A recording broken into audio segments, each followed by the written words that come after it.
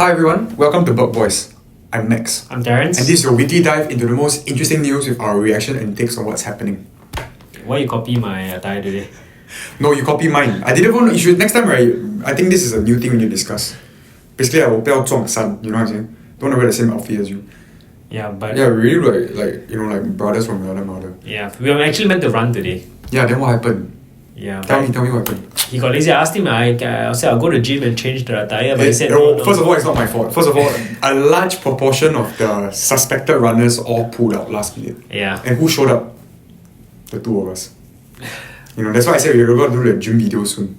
Dedication and grit. Yeah, Max is on a bulk now, clean bulk. Yeah, I don't know if you guys have been catching up with Physical Asia. You got watch? Yeah, of course. Oh my goodness, I tell you. I realize I'm the same height as not to expose my height, but I'm the same size as Hashimoto. No, you're not the same size. You're just the same height. I'm not the same strength. Don't overestimate yourself. I'm not the same athletic ability. Yeah. he wrestled at 73 kilos. That's great. Yeah, he's a judo bronze medalist. So it means you walk around much higher, basically. Yeah, exactly. Okay, let's just jump straight into yes. First What do we have for discussion today? So, staying on the topic of like finance, right? Okay. I think we've been having a string of finance discussions and thoughts. Yeah. So I think this one is also probably close to you, and also probably one of your theses on why you are so interested in crypto. Okay, go ahead. So there's this theory or thesis going out there on the global debasement trade, basically, right? So debasement essentially refers to monetary debasement through money printing by either the central banks or governments. And they have correlated that to the rise in asset prices, right? We've seen gold prices go up, we've seen spikes in the stock market, and not only in the US, I mean globally as well. And also before the recent crash crypto as well, of course. The disbursement is roughly about, on average, CAGR about 6 to 8% a year. That's really, first of all, before you continue, that's crazy, no? I mean, 6 to 8% is... And hence that's the reason, I mean, your stock market goes up by 10%, you question your returns. Like, what's the real returns here? People real returns always say that you're just there against inflation, right? Correct. But it's quite interesting when you correlate it to the debasement, like the money printing, basically. Exactly. So you're essentially, if you're real, it's against debasement. It's actually not as good as you think. Yeah, maybe you're just breaking even, no? So I think very first thing, I think we really touch about what are some of your initial thoughts, right? Like when you see such a figure, are you shocked? Are you I mean, what's your mindset? For me, I feel I guess my initial reaction is a bit more emotional because I think for me, I feel a bit sad or a bit disturbed because we are all fighting here as white collar, blue collar, fighting for 3 to 4% pay increase, right? Maybe I don't know how often. That's a very interesting way of looking at it. You know what I'm saying? And then whereas at the same time, the market does not care. The government. The government does not care. The one running the country. They do not think about that. They are pumping for a greater macro goal, right? And then, but on a personal consumer level, my houses are more expensive. If my investments are also probably getting more expensive because maybe perhaps less accessible to some of the younger generation. So I think it's quite disturbing for me. It's a bit difficult to kind of come to terms with that also. Yeah, for me, I think how I think about it is really going back to what is a store of value, right? I think growing up, our parents always tell us, work hard, save your money, put it aside in the bank, don't touch it. But you're actually losing value at 6 to 8% a year. Exactly. Yeah. And basically, let's say today you saved, and then for 10 years you don't really, you keep it in cash, you're almost losing half the value over 10 years, assuming a debasement of 6 to 8%, right? Yeah. So it really calls the question, right? The mindset on what is the value, what is safety, is even holding a bunch of cash safe, right? Saved in terms of does it future-proof my retirement? Yep. Does it future-proof what I need the money for in the future? And I see that in a very obvious way, right? In some of the countries out there as well. You see in Japan, right? Japan currency. Japan's one of the top saving countries, right? Correct. They're known to you go to Japan, you use cash. They save super hard, right? Yeah. Historically, not now, I think, but historically, when you go to Japan, it's they love cash. Yep. Transact a lot in cash. But look at the decline in currency. Yeah, right? Because of a very loose monetary policy, and their currency has suddenly declined by over 50% in the last 3 years. Of course, we enjoy we go to Japan a lot more, Singapore go there a lot more. But it's It's really calls the question on what we mean by safety. Yeah, so when I love that term that you use, right, which is basically repurposing the idea of a store of value. So as an average, employee, how should I look at the store value now? Obviously, it's not cash, right? Yeah. So what should I probably look at to kind of protect that value? I think this is a more tricky question, right? And it already calls the question your risk appetite, right? Mm-hmm. But I think anything that is of limited supply is something that you can consider a store of value. Of course, in terms you need to consider liquidity, you need to consider like a whole range of whether the asset is cash productive and things like that, right? Yep. But that's the reason why all limited assets are going up, right? You cannot print a new company, you cannot print gold, right? It's not so easy to print a new real estate as well, and hence that's the reason why these are all of finite supply, and then you can argue that almost everything went up significantly, right? And I think, to be honest, as long as you have a well-diversified portfolio, for the average person, of course, I mean, you're not the average person.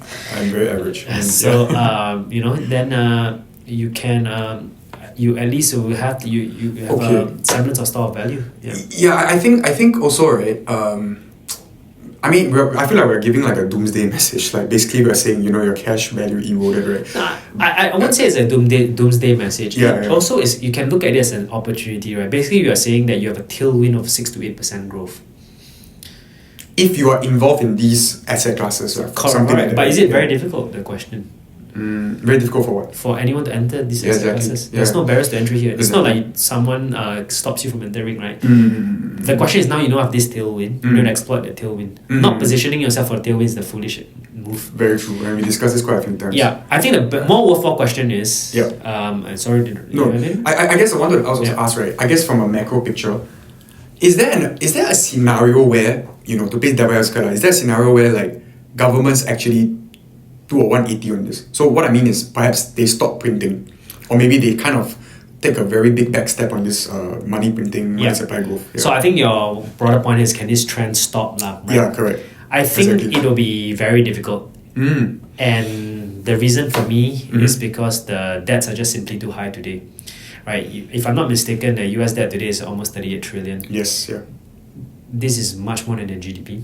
Yeah. This is more than the tax receipts that they collect a year. In fact, interest expense on their debt is more than a lot of their big payments. It's almost like at some point I think it's going to be like 40-50% of their overall budget. But just a funny random thought. That means the debt is 35 trillion, right? 7, 8 NVIDIAs can pay off that debt. I mean, that's once again the scale of things. But the NVIDIA is doing business to the world. Yeah. This is just one country. This is just one country, yeah. Right. So I think it feels to me like behind the scenes what they're trying to do is to inflate the debt away. What do you mean by that? So essentially, let's say today it's debt to GDP, right? Correct. Your debt is compared against your GDP of like what's US GDP, 30 trillion? Yeah, somewhere around there. 20 to 30 trillion. Yeah. So essentially you print more money, and then the more money circulates in the economy, the GDP go up, and then at some point in time your debt is nothing to it. It's a bit like a house, right? Let's say today you purchase a house for $1 million, 75% of debt, assuming you don't pay any of the mortgages, right? Let's say today your property goes up from 1 million to 1.5 million. Now your debt to your overall asset value is 50%, right? Yep. And I guess the messaging is that, look, down the road, maybe 10, 20 years, they can tell themselves, actually, look, we're a healthy country, we're a healthy economy, our debt to GDP ratio is so low. Correct, but the problem is that, what I noticed is that, as you can imagine, right, not everybody exploits this trend. What happens is that this drives a lot of wealth inequality as well. Very true. You see, let me give an example, right? Like we have spoken about this many times, right? Just now you also pointed out at the start, most regular wage workers, their salaries go up 3 to 4%. Yep. But you have today, the billionaires of today are 10 times wealthier than what they were. Like, no one's getting, like, at the 10 times 20x are all accruing to the top. It's going on. So there's very little trickle down effect on this, right? Because if debasement is evenly distributed, it will be one thing, but it's not evenly distributed. And that can create a lot of social problems. So I know. So to answer your question, I don't think this trend can go away, and I think it's more important for us to think of, rather than think about whether this trend will go away. It's more like how can we position to benefit from it.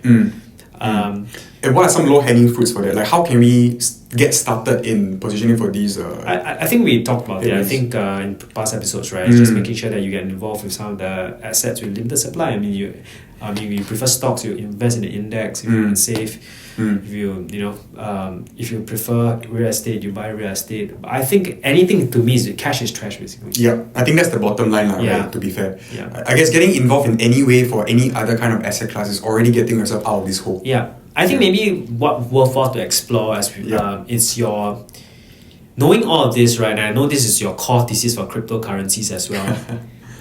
Tell me, like, because a lot of people who invest in crypto, the key thesis of Bitcoin has limited supply. It can't be printed. Yes. And hence a lot of it is also like it's one of the key motivation for one to participate in cryptocurrencies. So I just want to hear from you. Is this aligned to your thoughts, and also how do you think about this from a crypto standpoint? Yeah, I think when I first started getting involved, right, my first initial driver, right, and the first thought I had was, wow, there's a Bitcoin halving, there's a finite supply. Just by standard level 1 economics, finite supply, demand goes up, the price goes up, right? Simple as that. And I guess, that theory for me carries on for a lot of these other crypto projects. You might counter and say this. You might tell me, oh, but Max, one of your favorite projects, Ethereum, has no finite supply. Fair. And I guess that's fair. But however, if you look at the growth in Ethereum supply compared to, for example, what you're mentioning, the CPI, right? One is like less than 1%. The other one is 6 to 8%. That's monetary debasement. Monetary debasement, sorry, 6 to 8%. When you see things in the macro after 100 years, right? I guess your Ethereum supply won't even have doubled by then. But then your whatever money supply will have doubled by then. You know what I'm saying? No, it's way more than double, quadruple, whatever, right? More than that. You basically double every 10 years. Yeah, and my gamble is this. My gamble is the fact that it doesn't matter the fact that, for example, Ethereum has a finite supply, right? It's infinite supply. The point is the value that people will realize on this chain will be far faster than the supply growth. So in the end of the day, this is just a natural, the way nature works. At the end of the day, it will go here. And not to just talk about Ethereum. There's so many other projects, layer 1 projects, or even other projects that have finite supply. And these also have undiscovered value in this ecosystem that will also come to light over time, for sure. So that's how I look at it. I mean, this is also a very big driver for my thesis, right? For me, there's a fundamental, technology aspect, and there's also a macro aspect, and this is the macro aspect. Okay. I think that's a very interesting thought process, because you see, it's very interesting when it comes to money. People always talk about CPI as inflation, but when it comes to crypto, it's always like Ethereum's inflation, right? Exactly. But it's always the real inflation is to me the monetary inflation. Yeah. And I think there's something that people are, they are catching wind of, but a bit slow. I think for both of us, I think just to sum it all up, I think our mindset hasn't changed. Reading this article, reading all the sentiments around debasement, it actually more solidify that and solidify our conviction. Yes. On our belief in what we think about cash, what we think about investments. Yep. For you, obviously, it strengthens your conviction on 60% cryptocurrencies. Which is now less, by the way. Exactly my point. Yeah. Okay. But very true. I think our closing thoughts for the viewers also is I think the first action step, if they want to take action, of course, we're up to you. This is all disclaimer. This none of this financial advice, but I guess the first step is to just get involved in some of these assets. They are, have this kind of appreciation. Not bound to cash or anything. Real estate, gold, whatever. Okay. All right, guys. Take care. This is the end of this episode. Let us know your comments below and subscribe. Bye bye. Bye bye.